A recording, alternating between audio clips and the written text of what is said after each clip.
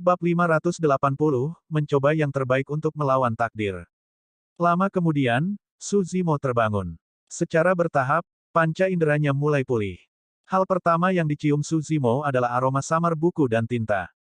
Itu sudah tua, dipancarkan dari buku-buku kuno yang telah disimpan untuk waktu yang lama, tetapi baunya enak.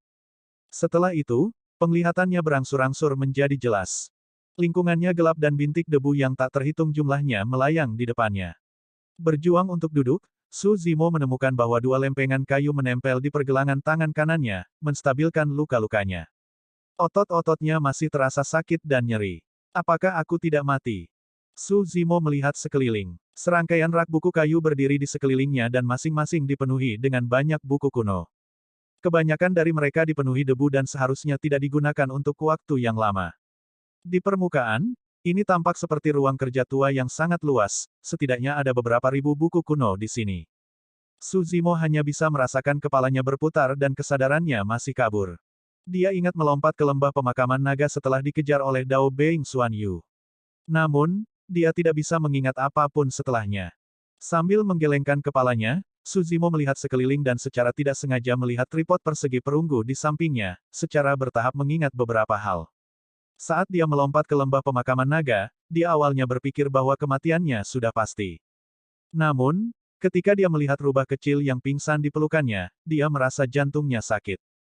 Nasib makhluk kecil itu terlalu tragis. Dia kehilangan ibunya ketika dia masih muda dan dipenjarakan oleh buaya raksasa lapis baja merah selama puluhan tahun. Setelah akhirnya mendapatkan kebebasan untuk mengikutinya ke dunia luar, dia bertemu dengan nasib yang begitu kejam. Apakah rubah kecil akan mati begitu saja tanpa mendapat kesempatan untuk merasakan indahnya dunia luar?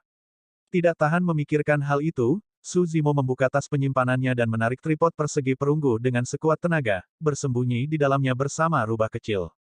Lembah pemakaman naga dikenal sebagai tempat sial. Pakar top yang tak terhitung jumlahnya dan makhluk kuat tertinggi dimakamkan di sana. Tidak ada yang tahu bahaya di dalamnya, tripod persegi perunggu mungkin satu-satunya kesempatan mereka untuk bertahan hidup. Meskipun dia berada di dalam tripod persegi perunggu, Su Zimo masih bisa merasakan dengan jelas bahwa dia jatuh dengan cepat. Suara angin menderu memenuhi telinganya. Aura yang sangat menakutkan melonjak di luar tripod persegi perunggu. Kekuatan yang tak ada habisnya bertabrakan dengan dinding tripod berulang kali. Itu meningkat dengan cara yang menakutkan. Bang, bang, bang. Dengan setiap tabrakan, ledakan yang memekakkan telinga bisa terdengar, suaranya begitu ganas sehingga sepertinya tripod persegi perunggu itu akan pecah menjadi pecahan. Su Zimo melingkarkan tubuhnya dan melindungi rubah kecil itu dalam pelukannya sebaik mungkin. Namun, melawan dampak yang luar biasa, dia menabrak dinding tripod persegi perunggu kiri dan kanan. Tendon dan tulangnya patah dan ditambah dengan luka yang sudah dideritanya, rasanya seperti kerangkanya akan hancur berantakan. Poni yang menakutkan terdengar seperti mereka bisa menenggelamkan segalanya. Su Zimo hanya merasakan telinganya berdengung dan lubangnya mengeluarkan darah. Kekuatan eksternal dari lembah pemakaman naga terlalu menakutkan. Jika bukan karena perlindungan tripod persegi perunggu, Su Zimo dan rubah kecil akan langsung berubah menjadi debu tanpa ada mayat yang tersisa. Beberapa saat kemudian, mereka bertemu dengan dampak yang lebih ganas. Membanting keras ke dinding tripod, akhirnya, Su Zimo tidak bisa bertahan lebih lama lagi dan pingsan sepenuhnya. Ketika dia bangun sekali lagi, dia sudah berada di ruang kerja yang luas ini. Mungkinkah ada seseorang yang masih hidup di kedalaman lembah pemakaman naga ini? Su Zimo berpikir dalam hati. Tiba-tiba, dia merasa seolah-olah ada sesuatu yang menggosok kakinya. Su Zimo menoleh. Seekor makhluk kecil berbulu menatapnya dengan mata besar berair yang merupakan bagian yang sama penuh dengan perhatian dan kegembiraan. Benda kecil itu dipenuhi bulu yang berwarna merah seperti api dan tampak seperti selimut. Matanya cerah dan berkilau seperti batu permata hitam, rubah kecil itu yang telah jatuh ke lembah pemakaman naga bersamanya.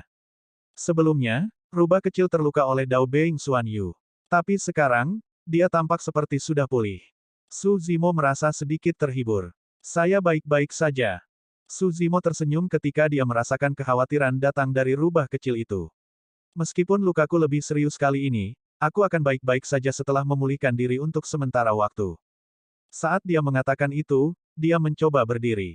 Dia meraih tripod persegi perunggu dengan satu tangan, ingin menyimpannya di tas penyimpanannya. Ekspresi Su Zimo sedikit berubah. Tripod persegi perunggu tidak bergerak sama sekali. Meskipun tripod persegi perunggu sangat berat, Suzimo mampu mengangkatnya dengan mudah sebelum ini. Dan lagi, tiba-tiba, dia menyadari sesuatu. Inti emasnya sudah hancur dan inti dalamnya sudah hancur. Intinya langsung dipatahkan oleh seseorang. Secara naluriah, Suzimo mencoba mengedarkan inti dalamnya dan rasa sakit yang tajam menembus dadanya. Dia mendengus dalam-dalam dan tubuhnya goyah saat lapisan keringat muncul di dahinya. Inti dalamnya gelap dan kusam, ditutupi oleh jaring air mata yang menakutkan. Suzimo merasakan semuanya dengan hati-hati dan ekspresinya berubah menjadi lebih mengerikan. Sudah tidak ada cara untuk menyelamatkan inti dalamnya. Situasinya bahkan lebih buruk untuk Golden Core-nya. Dantian di sekitar perutnya kosong, seperti lubang hitam berlubang, tanpa jejak energi roh. Suzimo menarik napas dalam-dalam dan perlahan memadatkan ki roh di sekitarnya. Dia masih bisa merasakan keberadaan ki roh dan mampu menyerapnya. Namun, setelah roh ki memasuki dantiannya, itu menghilang dan tidak dapat disimpan di dalam. Saat ini, dantiannya seperti airbag yang bocor. Meskipun air bisa masuk, itu tidak bisa ditahan. Dengan kata lain, bahkan jika Suzimo ingin berkultivasi sekali lagi selangkah demi selangkah dari alam kondensasi ki, itu tidak mungkin.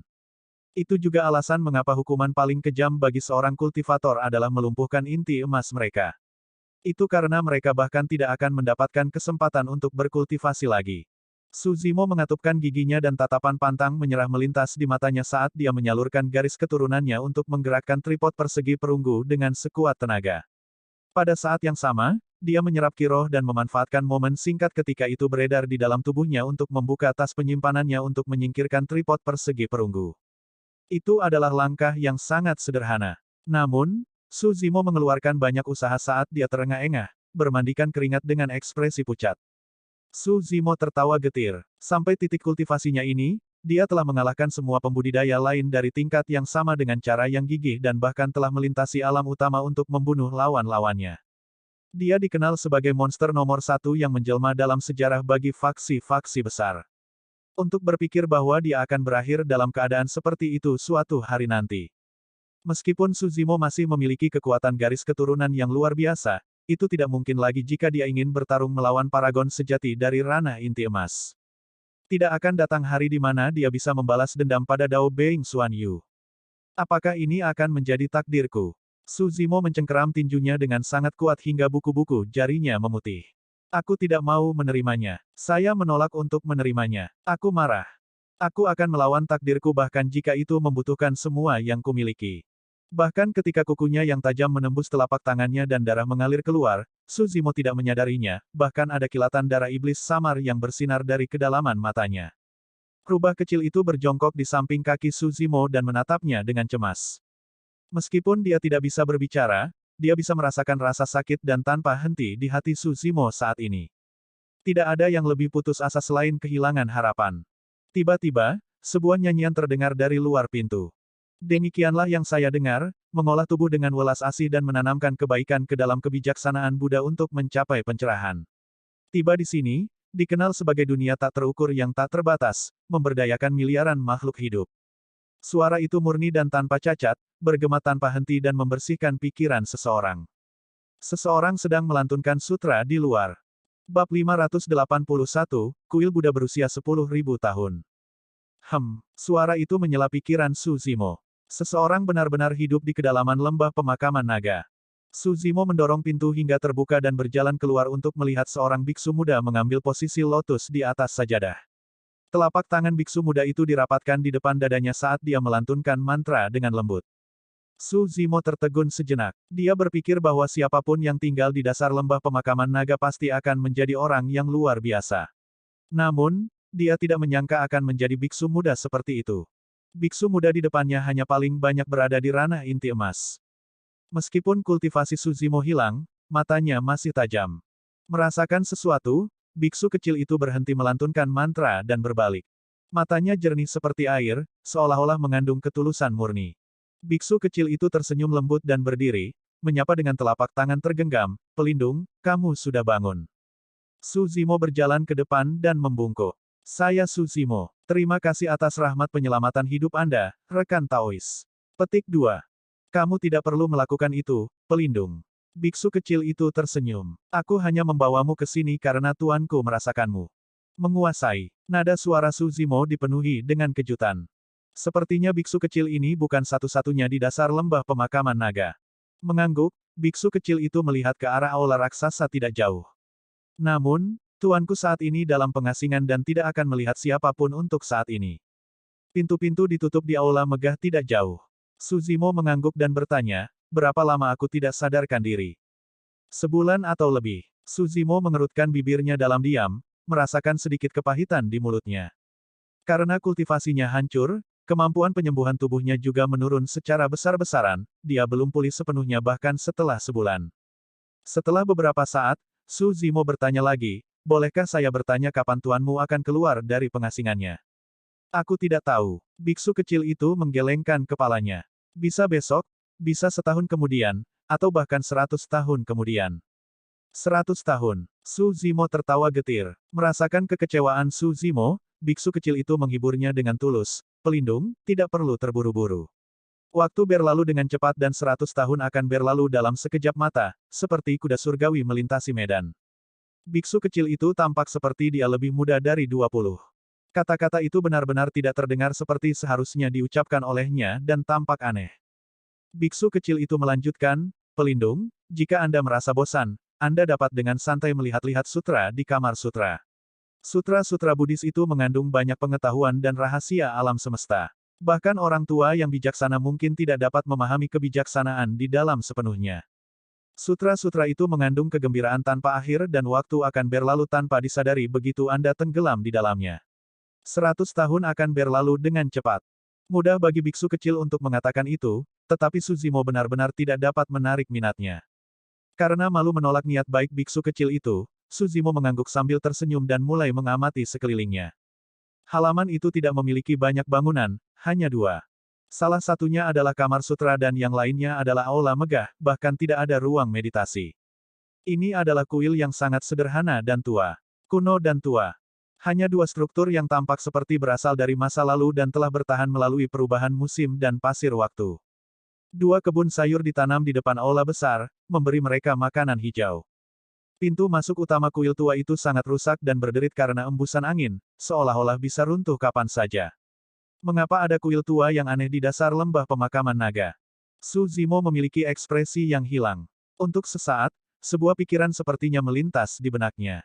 Namun, pikiran Su Zimo terlalu kacau saat itu dan sebagian besar perhatiannya dihabiskan untuk memikirkan bagaimana memulihkan kultivasinya. Karena itu, dia tidak terlalu memikirkan pemikiran itu. Setelah beberapa saat berdiri diam, Su Zimo berbalik menuju pintu masuk kuil tua. Benar-benar tidak ada yang bisa dilihat di sekitar kuil tua. Su Zimo ingin keluar dan memeriksa apa yang ada di dasar lembah pemakaman naga. Biksu kecil itu memiliki ekspresi khawatir dan tidak bisa menahan diri untuk tidak berkomentar. Pelindung, Anda belum pulih dari cedera serius Anda. Jangan pergi terlalu jauh, berbahaya di luar sana. Terima kasih atas pengingat baik Anda, rekan Taois. Aku akan berhati-hati. Su Zimo mengucapkan terima kasih dengan mengepalkan tangan sebelum berbalik untuk keluar. Saat dia melangkah keluar dari kuil tua, dia merasakan hembusan angin yang dingin dan tidak bisa menahan diri untuk tidak bergidik. Di depannya ada lembah berkelok-kelok dengan bebatuan hancur yang tak terhitung jumlahnya di tanah. Tebing di kedua sisi dipenuhi dengan bebatuan aneh. Itu sangat sunyi di seluruh lembah. Su Zimo sedikit mengernyit dan ragu-ragu sejenak sebelum melanjutkan. Meskipun rubah kecil memiliki ekspresi ketakutan, dia masih memilih untuk mengikuti di belakang Su Zimo. Su Zimo mengangkat kepalanya dan melihat ke atas. Kabut melonjak di atas lembah. 10.000 tahun yang lalu, ketika para ahli yang tak terhitung jumlahnya bertarung satu sama lain, sisa energi mereka membentuk wilayah kekacauan dan terjalin di atas. Setiap makhluk hidup yang ditarik ke dalamnya akan tercabik-cabik menjadi kabut darah.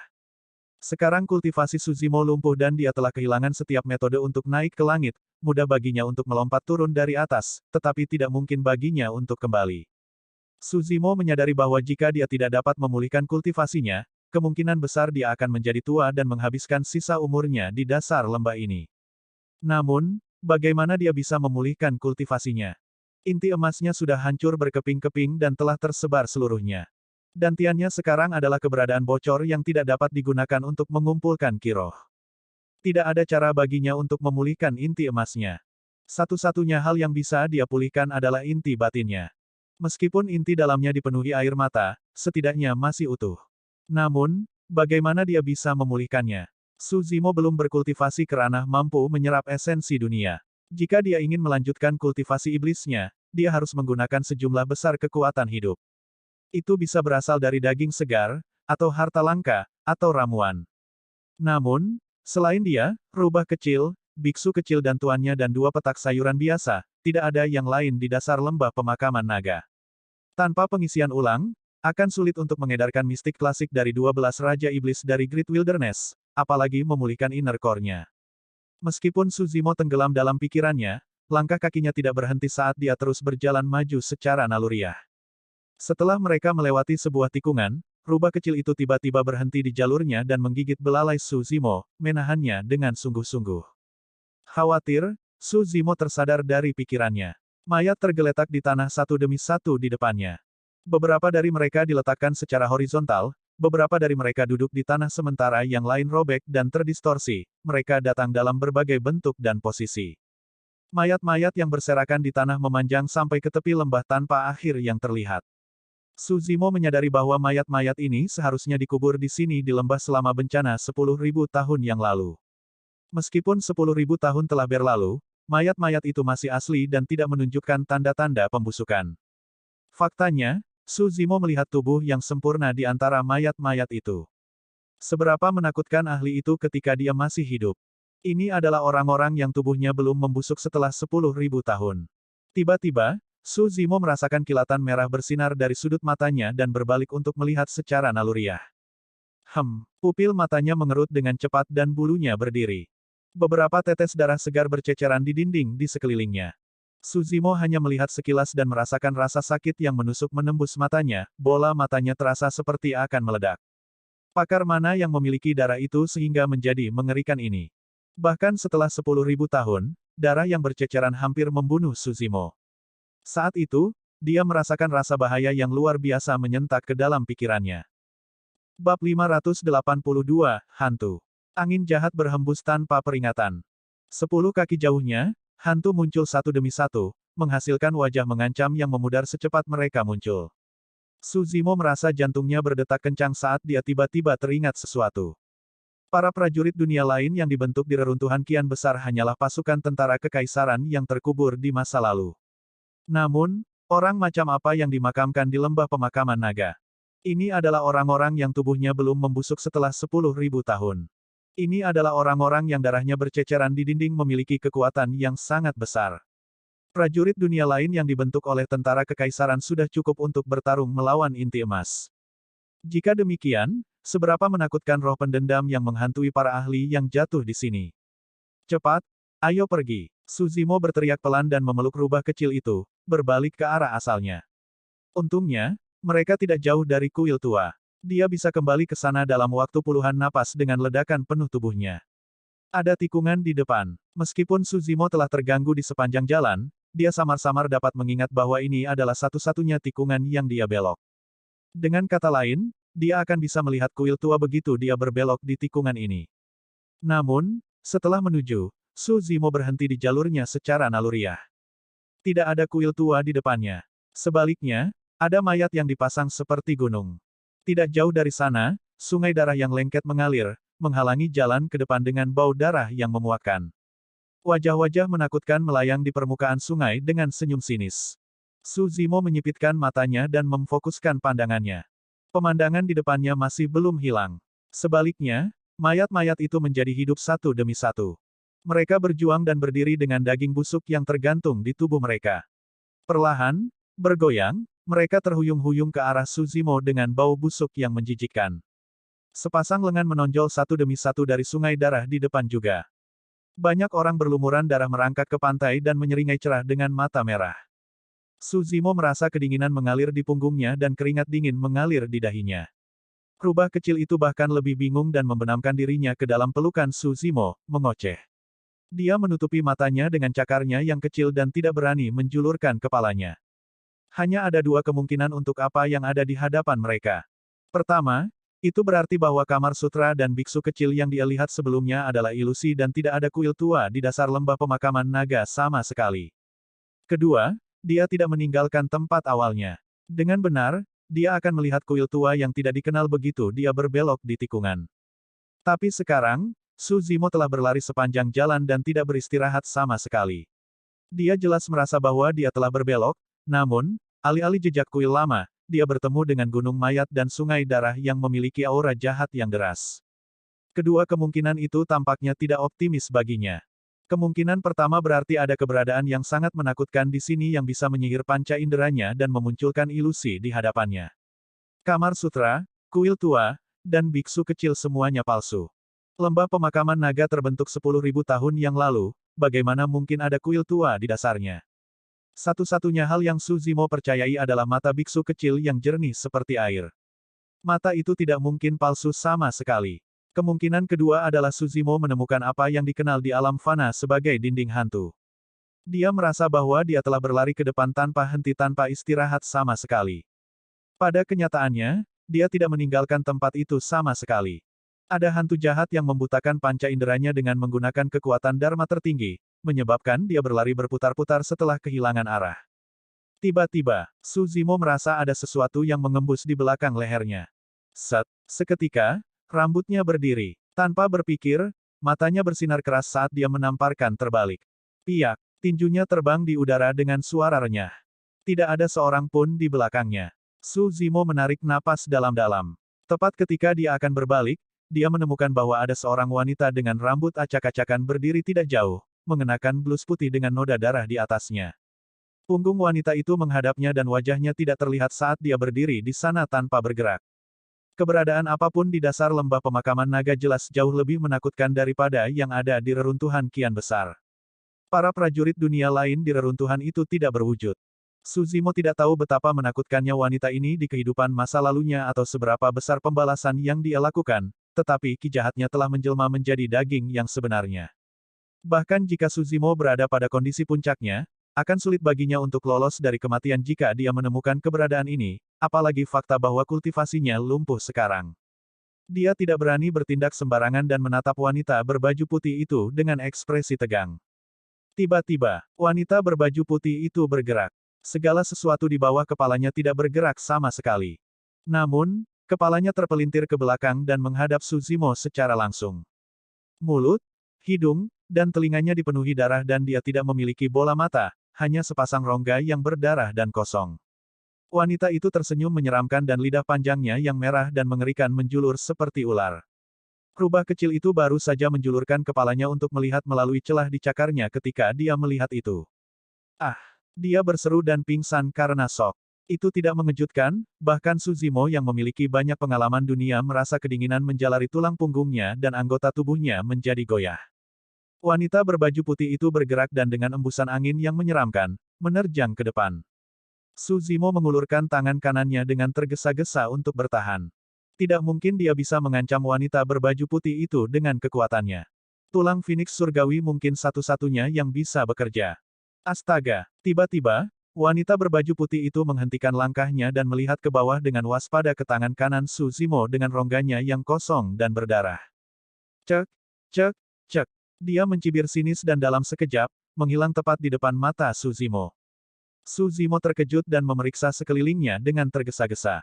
Tidak ada jejak wanita berbaju putih di sekelilingnya sama sekali, seolah-olah semua yang terjadi sebelumnya adalah halusinasinya.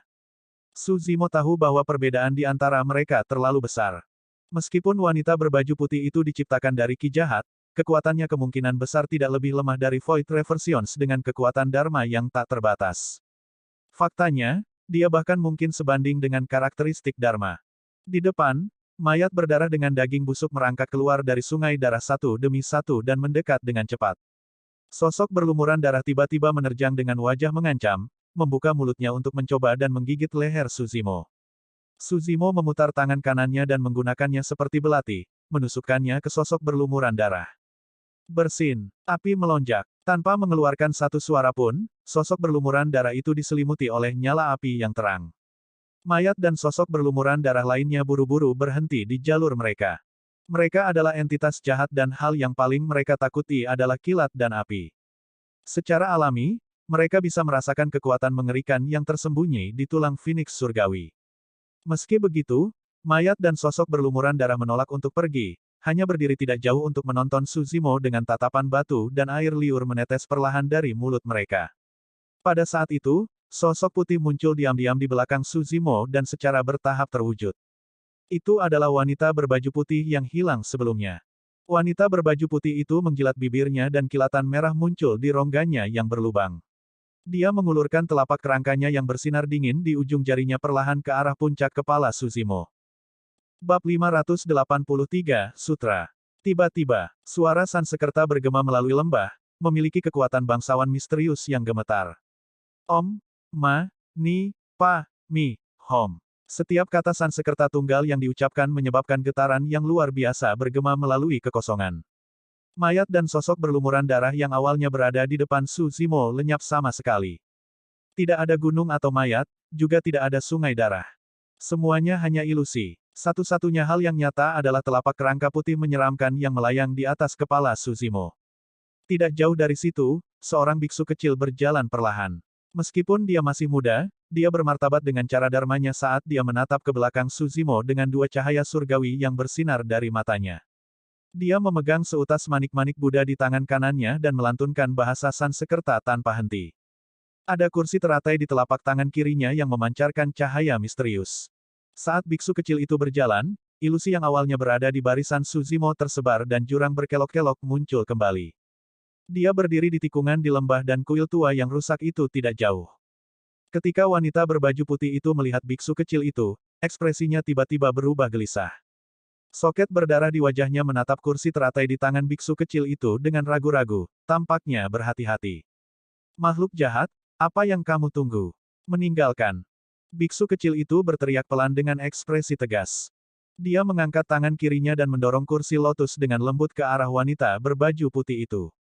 Kursi lotus melayang di udara. Satu demi satu, kelopak teratai putih bersih terbuka dari dalam keluar, lapis demi lapis. Saat lotus mekar, kursi lotus mengeluarkan aura yang sangat menakutkan. Ah! Wanita berbaju putih itu menjerit dan berubah menjadi asap, melarikan diri jauh dan menghilang dalam sekejap mata. Biksu kecil itu bergegas maju dan menyingkirkan kursi teratai sebelum menarik lengan baju Suzimo, berbisik, pelindung, cepat, ayo pergi. Saat dia mengatakan itu, biksu kecil itu berbalik dan berlari kembali ke kuil tua. Jantung Suzimo berdetak kencang dan mengikutinya. Untungnya, mereka tidak terlalu jauh dari kuil lama dan mereka berdua kembali ke sana dalam beberapa puluh napas. Biksu kecil itu hanya menghela nafas lega setelah berbalik untuk menutup pintu utama. Terima kasih atas rahmat penyelamatan hidup Anda, rekan Taois, Suzimo membungkuk dan mengucapkan terima kasih. Biksu kecil itu melambaikan tangan sambil tersenyum. Tidak masalah, pelindung. Itu hanya hak saya. Siapa namamu, rekan Taois? Tanya Suzimo. Biksu kecil itu menjawab, saya Mingzhen. Mingzhen? Mingzhen. Suzimo bergumam dua kali dengan lembut. Kesucian, kejujuran dan ketulusan. Itulah kesan yang diberikan biksu kecil itu kepada Suzimo. Semuanya benar-benar diwujudkan oleh karakter, Zen, 1, dalam namanya. Entitas jahat di luar sangat ganas dan memiliki kekuatan dharma tertinggi. Aku juga bukan tandingan mereka. Mingzhen menjelaskan, hantu jahat sebelumnya hanya berbalik untuk melarikan diri karena dia waspada dengan kursi teratai ini, berpikir bahwa tuanku telah muncul. Jika kita menunggu dia menyadari apa yang sedang terjadi, kita akan hancur. Merasa agak bersalah, Suzimo berkata, aku baru saja ceroboh dan hampir melibatkanmu. Kultivasi selama 8 tahun dihancurkan dalam semalam dan dia telah berubah menjadi manusia fana dari monster nomor 1 yang berinkarnasi dalam sejarah. Orang lain juga akan kesulitan menerima kekalahan dan kejatuhan seperti itu. Sebelumnya, ketika dia meninggalkan kuil tua, sebagian karena penasaran untuk memeriksa apa yang ada di luar. Bagian lain dari itu benar-benar karena dia merenung secara internal. Dia benar-benar sangat menderita secara mental. Mingzhen tampaknya bisa merasakan masalah yang dihadapi Suzimo. Sebenarnya, tidak akan ada bahaya selama kamu tidak pergi dari tempat ini. Meskipun halaman ini tidak besar, Anda dapat bergerak bebas di dalamnya, pelindung. Sutra-sutra di kamar sutra juga gratis untuk Anda baca. Pada saat itu, kami mungkin dapat berbagi pemahaman dan menjelajahi kedalaman agama Buddha bersama-sama. Berhenti sejenak, seolah-olah dia mengingat sesuatu, Mingzhen buru-buru mengingatkan, benar, juga, jangan pernah pergi ke halaman belakang aula besar. Setelah mengatakan itu, Ming Zhen mengelak dengan ekspresi ketakutan, seolah-olah dia baru saja memikirkan sesuatu yang menakutkan. Su Zimo sangat penasaran. Terhadap hantu jahat yang mengancam dengan kekuatan Dharma yang deras sebelumnya, Ming Zhen tegas tanpa rasa takut. Namun, mengapa dia mengungkapkan ekspresi seperti itu saat menyebutkan halaman belakang? Apa yang ada di halaman belakang yang menyebabkan Ming Zhen sangat berhati-hati? Selanjutnya, Su Zimo memperhatikan sesuatu. Sebelumnya ketika dia ingin pergi, Ming Zhen hanya mengingatkannya bahwa di luar berbahaya dan dia tidak boleh pergi jauh. Tapi sekarang, Ming Zhen memperingatkan Su Zimo dengan sangat yakin untuk tidak pergi ke halaman belakang aula besar. Su Zimo mengangguk. Dia benar-benar tidak ingin memberi masalah pada Ming Zhen. Setelah Ming Zhen mengingatkan, dia kembali ke sajadahnya dan mengeluarkan buku kuno yang tebal dari sebelumnya, membukanya dengan hati-hati untuk melanjutkan membaca. Rubah kecil perlahan-lahan terbangun selama periode waktu ini. Namun, karena keterkejutan yang dia terima, dia bersikeras untuk tetap berada dalam pelukan Su Zimo dan menolak untuk pergi kemanapun. Setelah melihatnya, Ming Zhen sepertinya mengingat sesuatu dan memberikan Su Zimo buku kuno di tangannya dengan tulus. Pelindung, jika Anda tidak tahu sutra apa untuk memulai, bagaimana dengan ini? Anda pasti akan mendapat banyak manfaat. Sutra ini memiliki rahasia alam semesta dan Anda akan mendapatkan realisasi yang berbeda dengan setiap bacaan barunya. Ini benar-benar menakjubkan. Su Zimo tertawa pahit dalam hati. Saat ini, dia tidak punya mood sama sekali. Bahkan jika kultivasinya masih ada, dia tidak akan mampu bertahan duduk untuk memahami sutra-sutra yang sulit ini. Su Zimo menolak. Cedera saya belum sembuh, jadi saya tidak bisa kelelahan secara mental. Kamu bisa membacanya terlebih dahulu. Ming Zhen tidak percaya sepenuhnya dan bertanya dengan agak bingung, membaca sutra, bersujud kepada Buddha dan memahami Dao adalah hal yang paling menyenangkan di dunia. Bagaimana itu akan melelahkan secara mental? Petik 2. Sambil menggelengkan kepalanya, Ming Zhen sepertinya tidak mengerti kata-kata Su Zimo. Ketika dia melihat semangat Ming Zhen, Su Zimo merasa malu dan bertanya, apa nama buku kuno itu? Saya akan pergi melihatnya setelah Anda selesai membacanya. Petik 2. Tentu saja, dia hanya menyebutkan itu dengan santai dan tidak benar-benar ingin tahu tentang itu. Sutra Teratai Dharma Mistis. Oh. Su Zimo menjawab dengan bingung. Saat dia berbalik, ekspresinya berubah. Sutra Teratai Dharma Mistis. Dia menatap Ming Zhen dengan tidak percaya dan bertanya lagi. Betul sekali. Ming Zhen mengangguk secara alami. Mulut Su Zimo menganga dan dia membeku sesaat sebelum menunjukkan senyum pahit. Sutra Teratai Dharmik Mistis dikenal sebagai keterampilan rahasia nomor 1 untuk inti emas. Dalam bencana yang mengkhawatirkan 10.000 tahun yang lalu, biara Fahua dihancurkan dan sutra teratai Dharmik mistis hilang pada saat itu. Setelah sekian lama, tidak ada yang menemukan jejak sutra teratai Dharmik mistis. Oleh karena itu, sebuah pepatah mulai menyebar melalui dunia kultivasi. Semua orang mengklaim bahwa sutra teratai Dharmik mistik terkubur di dalam reruntuhan Kian Agung. Perjalanan Su Zimo menuju reruntuhan Kian besar kali ini tidak sepenuhnya karena buah vermilion. Sebagian besar alasannya adalah karena dia ingin menemukan sutra teratai Dharmik mistis. Sayangnya, takdir suka menggoda. Sekarang dia benar-benar dapat melihat sutra teratai Dharmik mistik, dia sudah tidak dapat berkultivasi. Legendanya benar, sutra teratai Dharmik mistis benar-benar terkubur di dalam reruntuhan Kian Agung. Namun, siapa sangka bahwa ini terkubur di dasar lembah pemakaman naga. Su Zimo akhirnya menyadari mengapa ada kuil tua, kuno, dan usang di dasar lembah pemakaman naga. Ada kemungkinan besar bahwa kuil ini dibangun oleh seorang biksu yang masih hidup dari Fahua atau biara Daming di masa lalu. Namun, apa tujuan membangun kuil seperti itu di dasar lembah? 1. Sebagai karakter tunggal, itu berarti nyata. Arti di atas memiliki zen dalam kata-katanya.